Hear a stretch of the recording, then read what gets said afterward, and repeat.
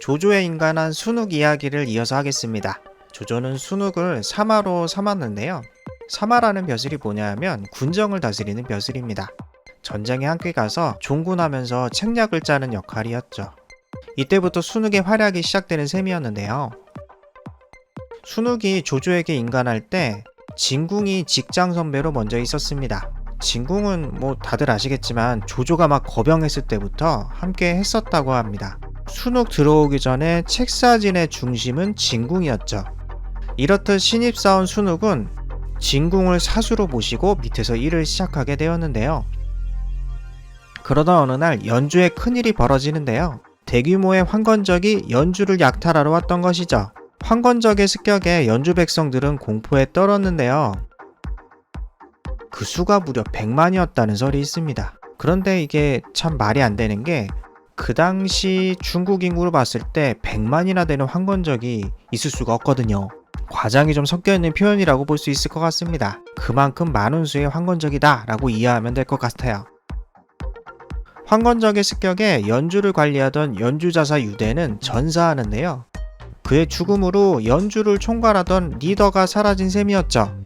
연주 주민들은 자신들을 지켜줄 새로운 리더가 필요했는데요. 딱 그 리더가 조조가 역할을 맡게 좋죠.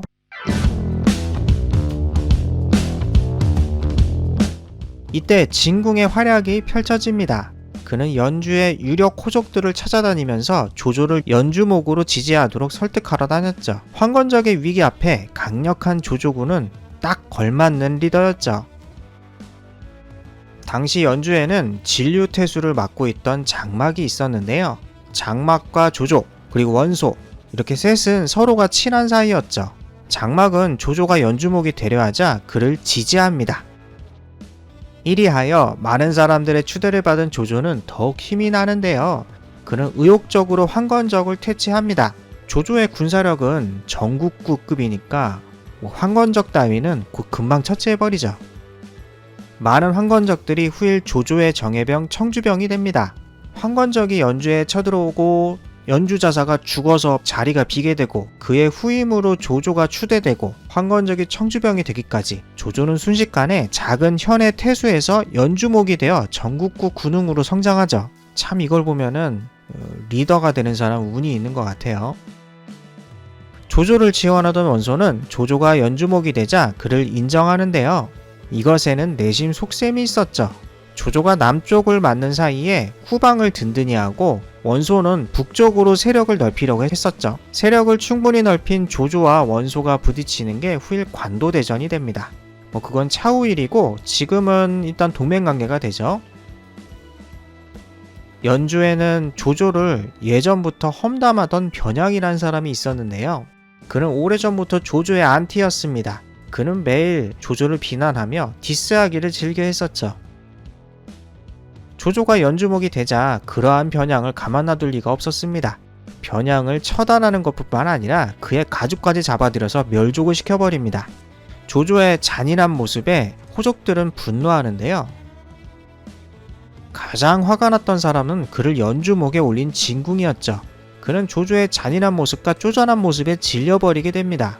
그는 이 일로 조조를 떠나게 되는데요. 진궁이 조조를 떠난 이야기는 이 변양설뿐만 아니라 서주 대학살에 실망해서 떠났다는 설도 있습니다. 이 만화에서는 변양으로 인해 실망해서 떠났다는 설로 채택했습니다. 후일 진궁은 조조에게 큰 위기를 주는데요. 진궁으로서는 저런 잔인한 인간을 자신이 연주목으로 올렸다고 생각하니까 너무나 후회됐을 거예요. 어떻게든 자신의 잘못을 바로잡고 싶었나 봅니다. 드디어 연주목이 된 조조의 이야기는 다음 에피소드에 이어하겠습니다. 만화로 만들면서 픽션이 섞여 있습니다.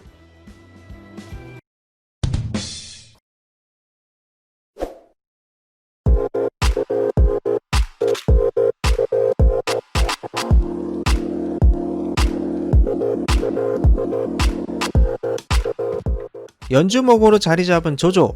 순욱은 자신의 친구들을 조조에게 임관시키는데요. 그 면면이 엄청난 사람들이었습니다. 순유, 곽과 정욱 이런 네임드들이었죠. 이로써 순식간에 조조의 모사 라인업이 완성되는데요. 각각의 역할이 있습니다. 순욱은 국가 운영과 대전략을 제시했고요. 순유는 조조와 전쟁터를 따라다니면서 작전을 짰습니다. 곽과는 심리 전문가로 인간 심리를 토대로 미래 예측 정확도가 높았죠. 정욱은 사람을 설득하는 재주가 탁월했고요. 동시에 군 지휘도 가능한 사람이었습니다. 이처럼 각자의 분야에 맞게 모사진이 분업을 이뤘는데요. 제갈량이 이러한 모습을 보면 순욱을 굉장히 부러워하지 않았을까 생각이 듭니다. 제갈량이 1패죠. 예. 이처럼 순조롭게 순항하는 조조였는데요. 어느 날 조조에게 큰 사건이 벌어지게 됩니다. 연주 옆에 있는 서주와 전쟁하게 된 것인데요. 이 전쟁을 하게 된 것에는 사연이 있었습니다. 아들이 연주목이 되자 아버지 조승은 가족들을 데리고 조조가 있는 연주로 가게 되었는데요.